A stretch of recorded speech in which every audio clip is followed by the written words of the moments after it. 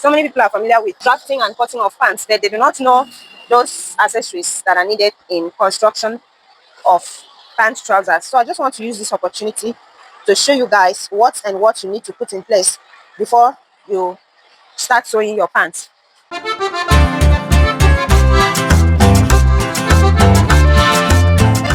If you have not seen a video of how I go about drafting the pants for men, do well to check the link in the description box. It's going to take you to the video, a detailed tutorial on how I go about cutting a man's pants, that is the trousers. And if there's anything that you are confused on while drafting and cutting these pants, do well to leave a comment in the comment section. So first of all, let's start from drafting of the pants.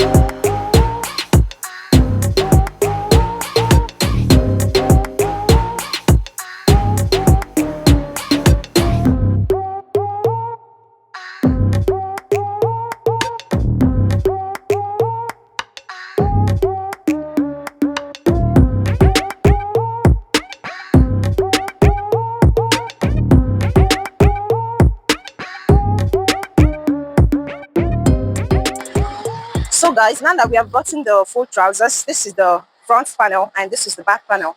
So what we're going to do now is to start by the front panel. We're going to mark the darts. That is number one thing that you need to take note of. So to mark the darts for the front panel, if you want to add darts for the front panel, just quickly put your tape on the waist of the pants and then fold it into two, get the midpoint and mark it right there. But this particular one, I don't need the dart. Okay, then we're going to go ahead and mark the pockets. So what we have for the pockets here is 2 inches at this point by 7 inches for an adult pants. This is 7 inches here. This is where we're going to hold the pocket. So what I'm going to do here is to create a little clip here, just like a notch. Okay, very small. Then at this point, I'm going to notch it up to 0.365, like this. Okay, so you can see this is up to half of an inch. So this is where we're going to fold the pocket. So the pocket for the front is ready.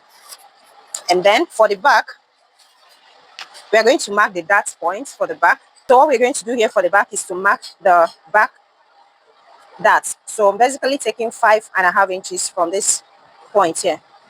So this is where the dart is going to fall. And that's one of the things you need to put in place.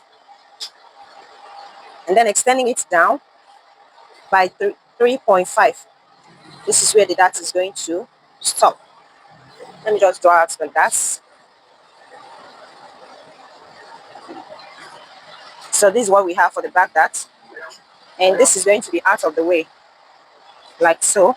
Just copy the same thing to this other side. So for the pockets, we are going to use the pocket seam. You can easily use a cotton lining or anything that was a little bit strong, something that is sturdy, not slippery. Remember that the pocket needs to be sturdy a little so that it can hold in what you insert inside. So this is what I'm going to do now. I'll just quickly fold this. 7 inches. So I just need 7 inches here by 13 inches for adults.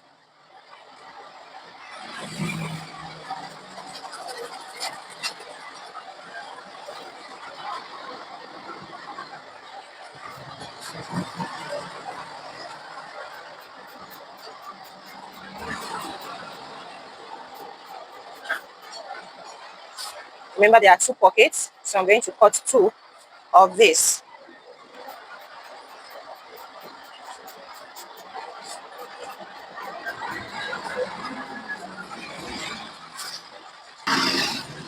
Okay, guys, so when you have gotten this, the next thing for you to do is to slant this part. Just slant it by 1 inch like this.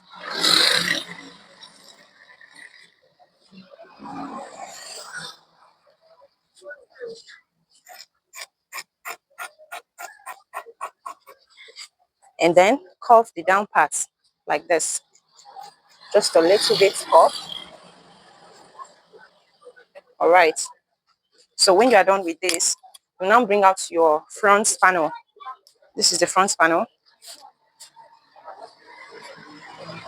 Just drop it like this. Keep it like this and place the front panel like this on this part. Align this other side very well, just like this. You can see how this part is really aligned. That is the area that we are really focusing on. Then bring it up like so. And if this side is not aligning well, just go ahead and cut this out, trim it off like this. So here the pocket is ready. Okay. So the next thing to do after you have gotten your pocket ready, you need your facing. You know, the pocket is not just going to remain like that unless you were cutting the pockets from the same material, just as you would do in Ankara fabric or other fabrics. But if you were actually using a different fabric, it needs a facing. So I just got this piece. You can remember how we cut that piece from this point. So here is the piece. And then since I have the pockets like this, I will place it here like so. So this is going to go in for it. Then I don't need it this long. I will reduce it to about 10 inches here. So I'm marking the 10 inches here. And I love to pick this side to be like 4.5 or 5 inches, depending on what I'm working with. So from there, I'm going to trim it off, following it this direction like so. So watch as I trim it off.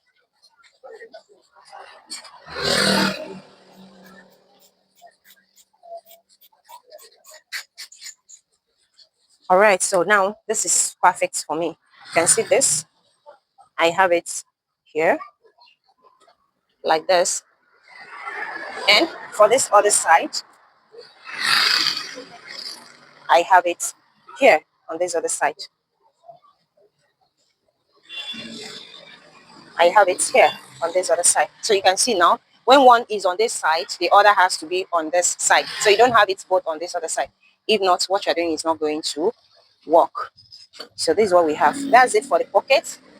So let's check in on another thing.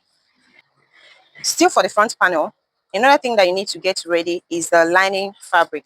So I love to use lining fabric in most of my work, except the material is very thick, like extremely thick or otherwise.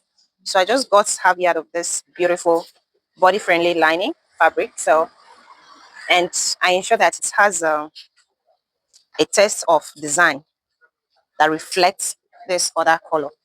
So just basically going to place this on this fabric like this, and then I'll trim it following the side shape here. When I'm done trimming it, I'm going to adjust this part in like this, leaving about 1 inch like so. The reason for leaving this allowance is so that when you are inserting your hand into the pocket, it will give you a little space, like freedom to insert your hand freely into the pocket. But if you fail to leave this 1 inch, it's going to bring about a kind of discomfort when you're trying to put your hand in the pocket. So after I've gotten this, I'm going to trim it off following the shape that we have now. So by so doing, everything is ready. The front lining is ready. You can see this. So that is it. We also need pockets for the back panels. So the pockets that you need for the back panel is going to be, the first one is going to be the pockets cover the facing and the rest of the thing, depending on the pocket that you're going to use.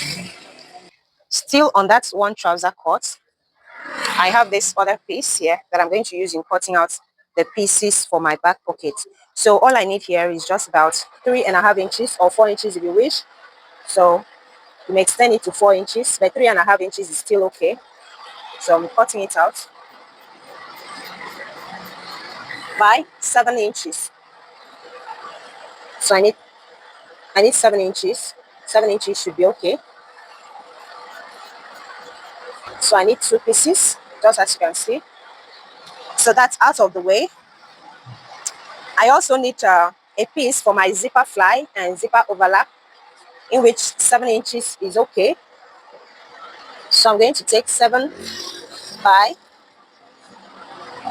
2 inches for my zipper fly and overlap.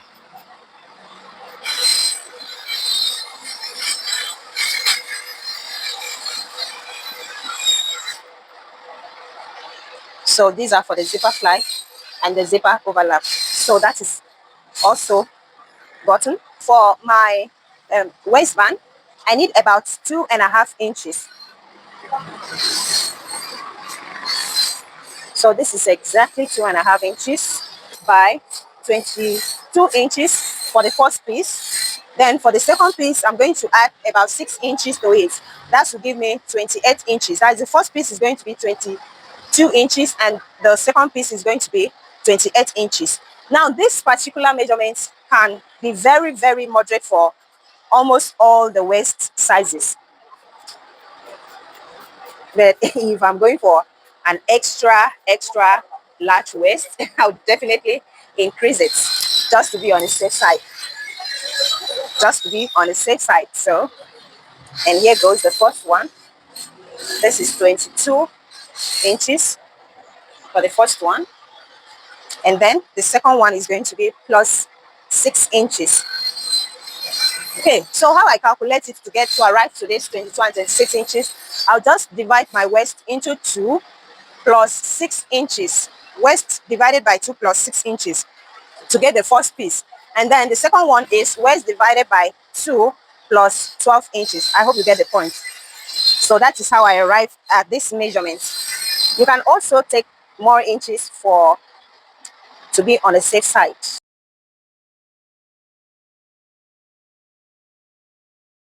So here are my pieces. This is for the bigger one and this is for the smaller one.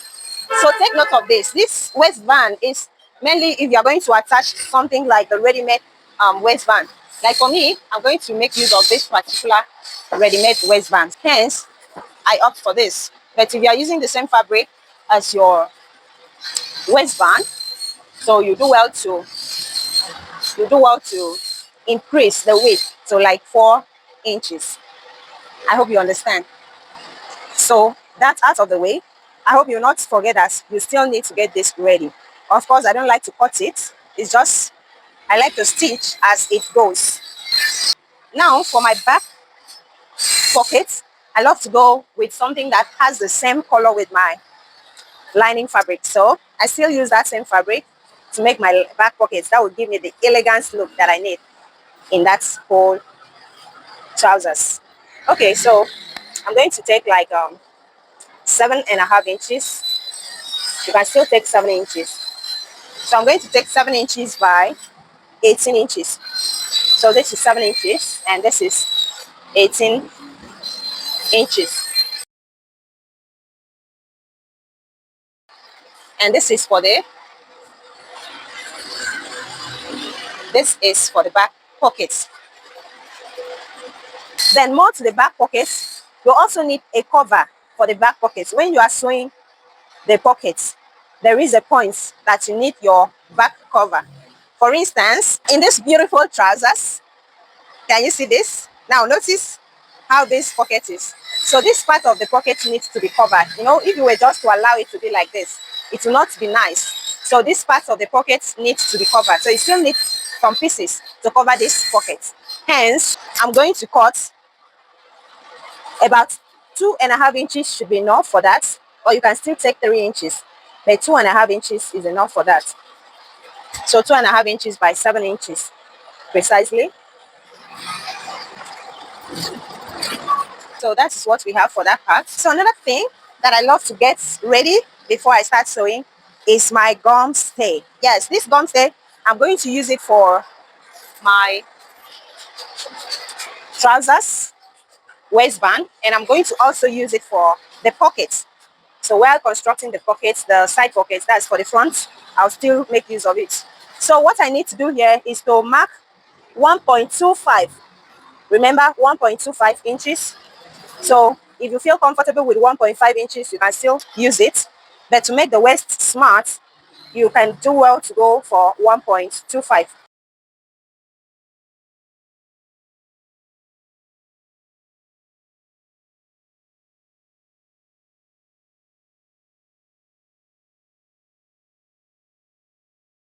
These are the things that I need for the project.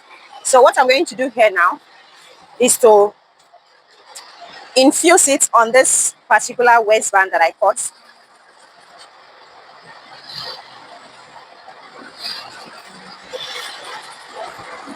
So here is it. So I'm just going to use heat to attach it to this waistband like so at the center. Then I'm going to fold one side in. So that's what I'll do in preparation for the trousers. Then don't forget your thread, your zips, your buttons, your hooks and eyes. So was this video helpful? If there is anything that I have missed out during the process of making this video, let me know in the comment section. And if after preparing all these pieces and you start sewing, you realize that it will become more faster when you are sewing than usual. So thank you guys for staying there. If you want to see a full tutorial on how to go about making pants step by step, check the link in the description box. So thank you guys for staying tuned. From me now, it's a bye-bye for now. See you guys in the next video. Bye.